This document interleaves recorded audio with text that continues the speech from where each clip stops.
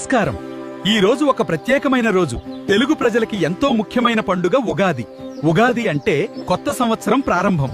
ఈ రోజు మనం ఒక ప్రత్యేకమైన వంటకం తయారు చేద్దాం. అదే ఉగాది పచ్చడి. అందులో ఉన్న 6 రుచులు మన జీవితంలోని అనుభవాలను సూచిస్తాయి.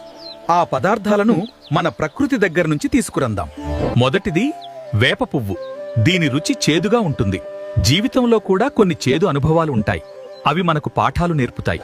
ఇది బెల్లం. ఇది తీపి రుచి.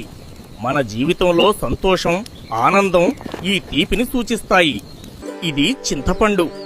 దీని రుచి పులుపు. మన జీవితంలో కొన్ని ఆశ్చర్యాలు కూడా ఇలా అకస్మాత్తుగా వస్తాయి. ఇది మామిడి పండు. దీని రుచి కొంచెం వగరు. ఇది మన జీవితంలో వచ్చే కొత్త అనుభవాలను సూచిస్తుంది. ఇది మిరపకాయ. దీని రుచి కారం. మన జీవితంలో కొన్నిసార్లు కోపం, ఉద్వేగం కూడా ఉంటాయి. ఇప్పుడు అన్ని పదార్థాలు సిద్ధంగా ఉన్నాయి. ఇవన్నీ కలిపితేనే ఉగాది పచ్చడి తయారవుతుంది. ఈ ఉగాది పచ్చడి మనకు ఒక గొప్ప సందేశం చెబుతుంది. జీవితంలో తీపి, చేదు, కారం అన్నీ ఉంటాయి. అవి అన్నింటినీ స్వీకరించడమే జీవితం. మీ అందరికీ ఉగాది శుభాకాంక్షలు.